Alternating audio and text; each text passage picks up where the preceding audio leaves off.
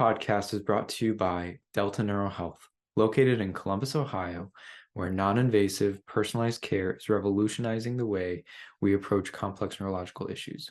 With cutting-edge techniques in functional neurology, functional medicine, and chiropractic care, we're leading the way in managing conditions like concussion, dizziness, brain fog, anxiety, POTS, attention, and more. To learn more, visit our website at deltaneurohealth.com.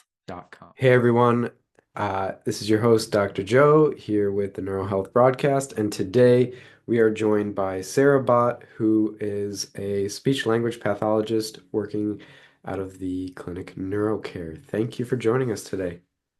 Yeah, thanks for having me. I'm excited to talk about what I do and how I can help people after neurological changes.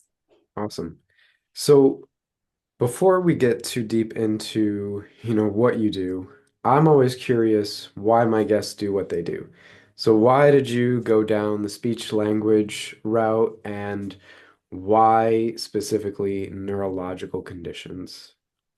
Yeah, awesome question. So um, it's really started when I met this little girl who was deaf, actually. And I was helping in like a Sunday school, and I saw how, she wanted connection with people and just kind of seeing that language barrier where, not a lot of us knew how to sign. And so I actually started by learning sign language and got just kind of interested in that area and was just asking some of my friends, just different careers that could be related to that. And I had a friend who's a speech language pathologist. So I shadowed her at a skilled nursing facility. And I mean, the first minute, I was like, I love this. I love being able to have that, background and knowledge of the brain and how it actually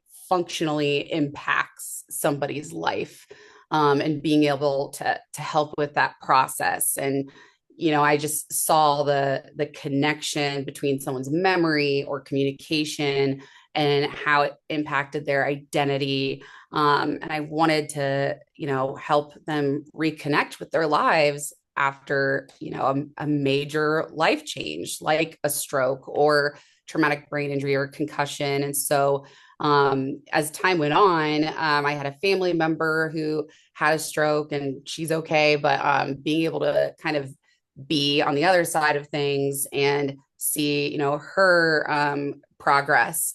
And then I myself had a concussion, and being able to be in the, seat of someone going through that, I feel like has been so helpful to give me a more holistic picture of the neurological space and what is really helpful. Because, you can have the knowledge in your head, but I do feel like having those personal experiences helps you be able to relate on a different level and help, help clients, improve and see what they want to see.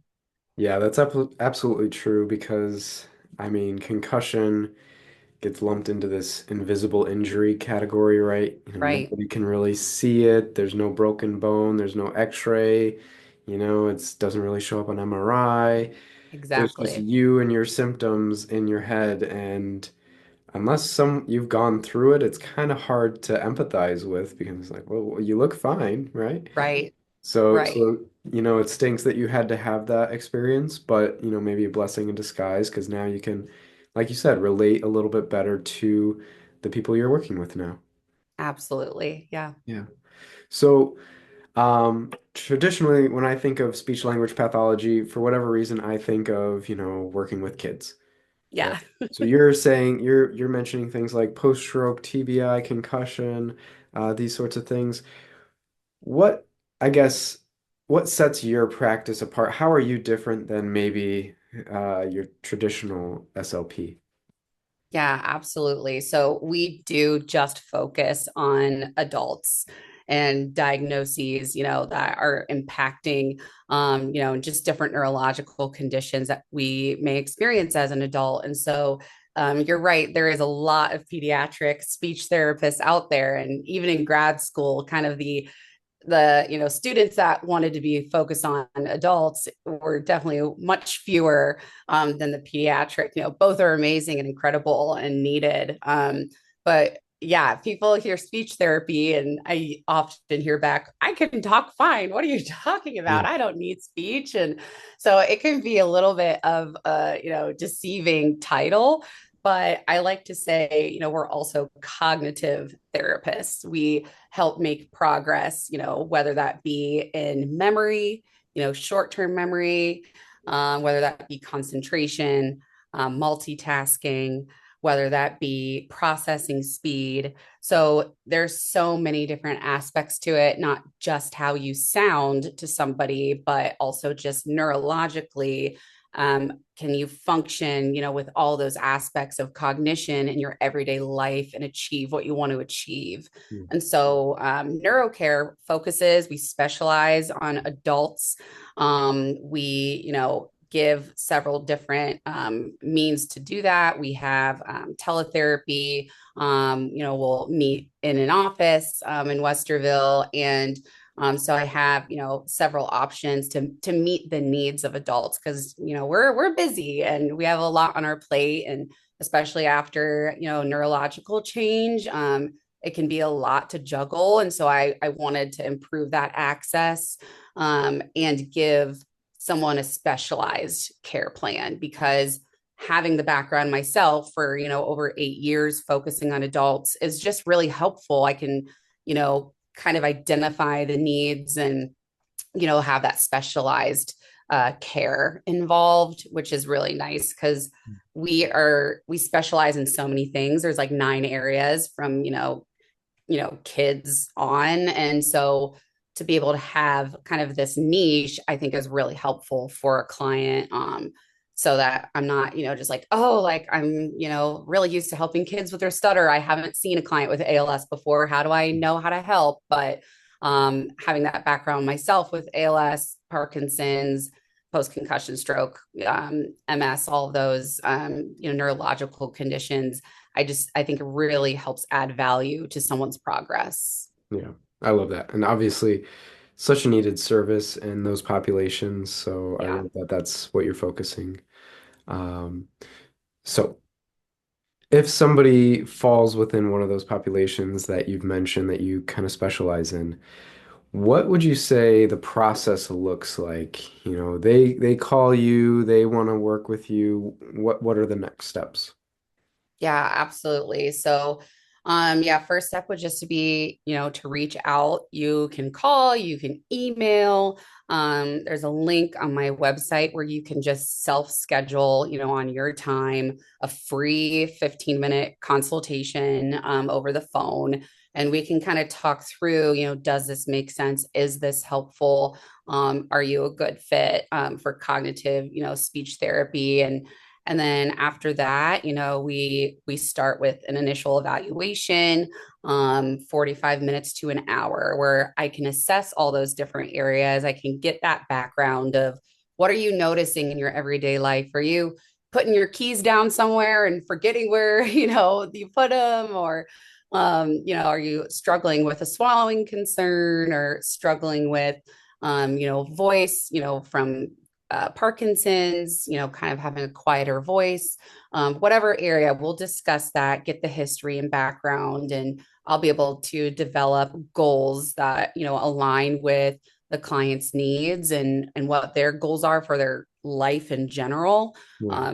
Someone looking to return to work or to school or just to improve their cognitive skills on a day-to-day basis. Or getting strategies, maybe, for a family member who has dementia, and how to help them be as independent as possible, whatever it may be. I'll gather that information, get the goals and plan of care. And then typically clients will see me 1 or 2 times a week. And maybe if it's, a specific concern, maybe more, just depending on their needs. So, yeah, my website has a lot of good information too of what I focus on or what I can help with each diagnosis too. So that's a really good resource as well. Yeah. So So obviously you said you work with the speech aspect, but also the cognitive aspect, the memory aspect. So if I were to come to you, maybe post-stroke and I'm really struggling with, memory and processing speed and things like that, what are some ways that you would work with me to improve those things? And what would my That's expected great. outcome be, I think? Yeah, that's a great question. So yeah, really, I would start by, going over the gaps Mm, that you're experiencing and, whether it's more cognitive or more language or communication, like word finding is also can be unfortunately a common symptom after a stroke. And so first identifying those areas, and there's really, really helpful evidence-based strategies for all of those areas. yeah. And so we start on learning and practicing implementing those strategies, not just in our sessions, but also, kind of giving those assignments for how you can use that at home Right. or at work or whatever it may be, to help that generalization and improvement of that skill. So we, would start, what are the strategies for word finding, or what are the strategies for memory to improve that? What are going to be specifically helpful to you? Um, Practice those in our session. And that's why I really like, just kind of it's a nice space to build a relationship as well, so that clients can feel comfortable practicing with me. And then, once they're kind of getting used to that strategy, okay, how can you use this, at dinner tomorrow with your family? How Mm, can you use this, as you're getting things ready for the day? And then we kind of move on to those more functional activities in their everyday life on how to implement that. So a lot of it starts with strategies, but also, just a lot of exercises. We mm, want to really build those neural pathways, back, as far as we can get them. I often explain, our brain, just think of it like a muscle. Like if you're not working out, I know you're not supposed to just work out your biceps, but if you're not working out, your biceps or something like that, they're not going to strengthen. They, right. can get weaker. Right. And so our brain's just like a muscle. We have to work out those neural pathways for all of those areas. And if we're not, then they can get weaker and they won't strengthen. So we have to really, continue to implement those things. So as well as, yeah, just the memory exercises, attention exercises, language exercises. So it's kind of both the strategies and the exercises together. Yeah. So just because somebody has a stroke or a neurodegenerative condition, doesn't mean that you can't make progress, right? Right. Completely correct. And I've unfortunately heard people where, they go through that experience and they hear that, whether it's just out from somebody they know or even somewhere, in the medical field. And that's just absolutely not, true. And that's not the experience I've seen over, 8 years, several, even if it's weeks or months or, years after a neurological change, those things can be improved upon. And so definitely something that's worth investing in, that will help, people feel like they can have a connection with others, but also just growing in their own independence and confidence. And just to sense and value, it helps, I think, people recognize, no, like my thoughts are worth sharing. My thoughts are meaningful. Like I shouldn't just give up and, oh, I can't get to the word I want to get to, so I'm just not going to. I really want to help people push through, like, no, your words matter, your thoughts matter. Yeah. No, that makes sense. What would you say are some of the biggest hurdles that the patients you work with or clients you work with have to overcome? It's a great question. I think a lot of times it is the recognition that these are symptoms from your brain. And just like you said, it's an invisible injury. And so even to ourselves, if we are experiencing an invisible injury, it's easy to be really hard on ourselves. Yeah. And it's easy to think, yeah, like I don't have like a cast on, or, you can't see a bruise or something. So shouldn't I just be back to normal? And so I think it's easy for, us to be really hard on ourselves when we go through a neurological change, and to feel like we should be, at this point.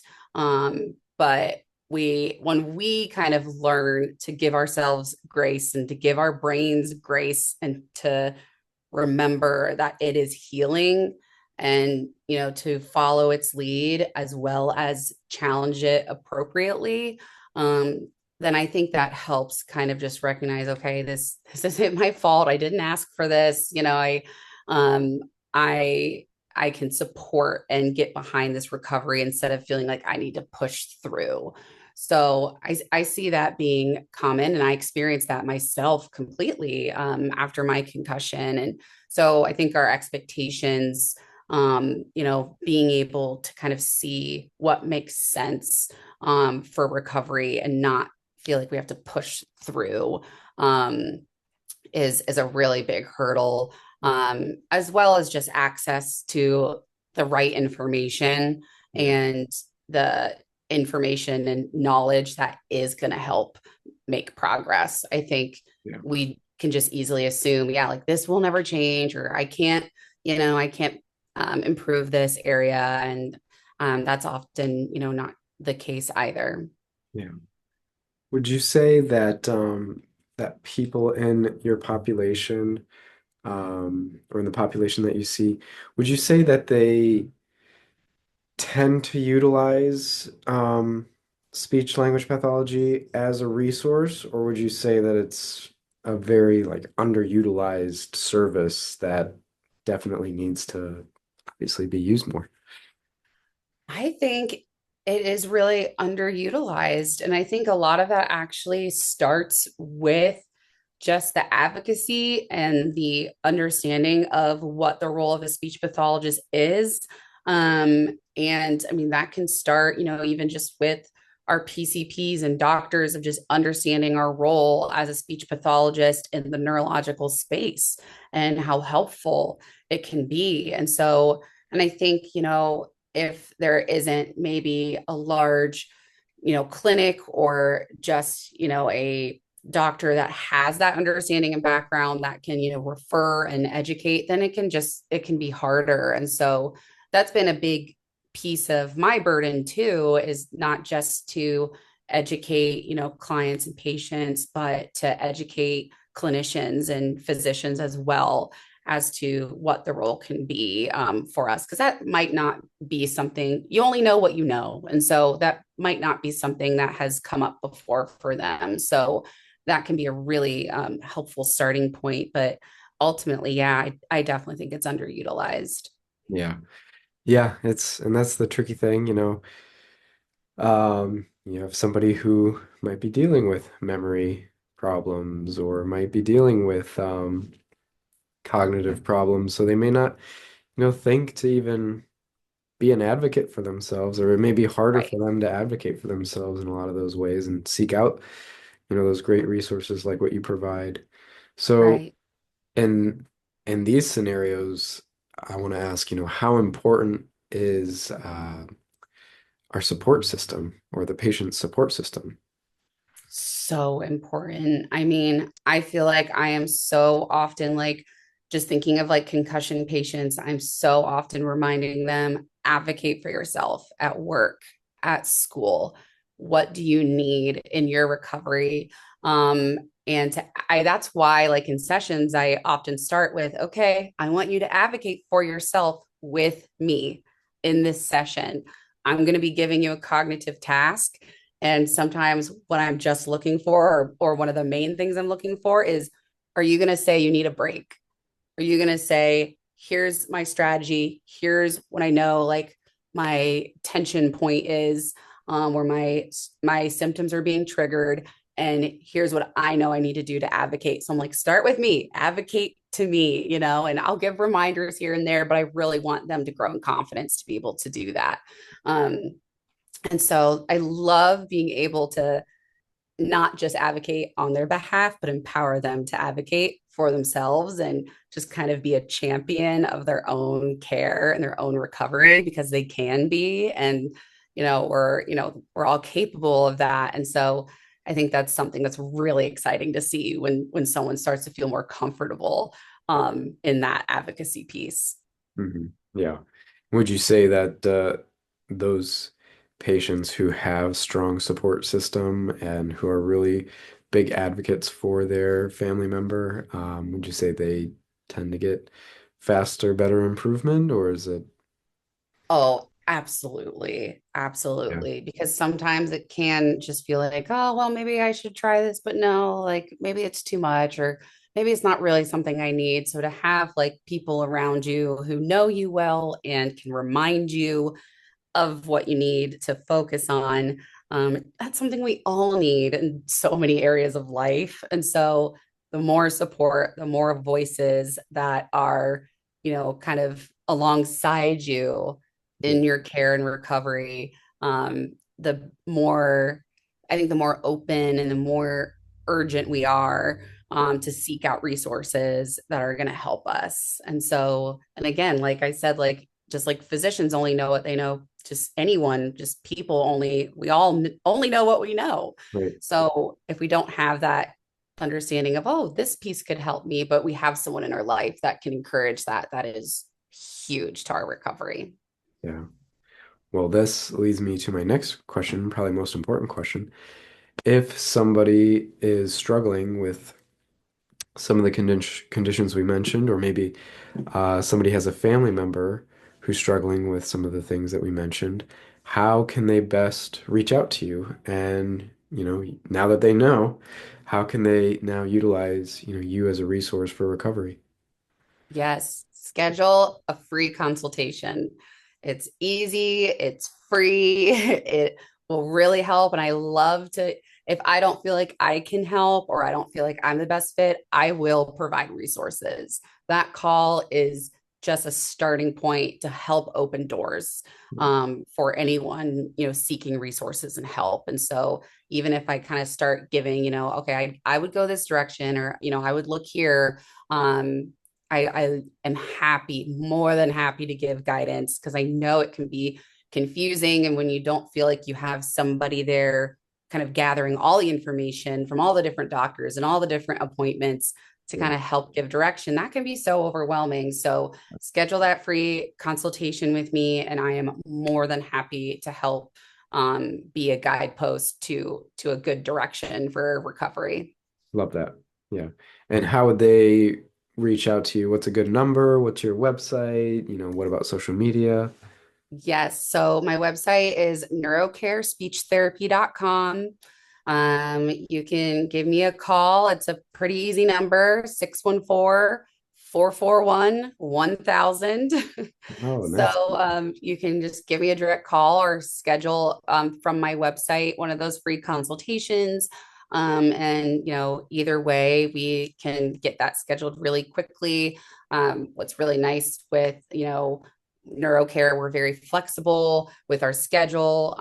We have, even like later, times and weekend times that, we can connect and we can, do treatments and stuff like that. So very flexible with, what I know is a very busy life and busy schedule, especially after a neurological diagnosis. That's awesome. Awesome. Well, I love that you're a resource for those struggling and you're very knowledgeable, you're very compassionate. So I think anyone would be lucky to get to have you as an advocate and a resource for their recovery. So thank you very much. Thanks. I appreciate it. Thanks for having me on today. Yeah, it was my pleasure. Well, again, if anyone's interested in working with Sarah, we'll have her contact information in the notes under the podcast. So thank you again, Sarah, for coming on today. It was a pleasure. And then for everyone else, take care.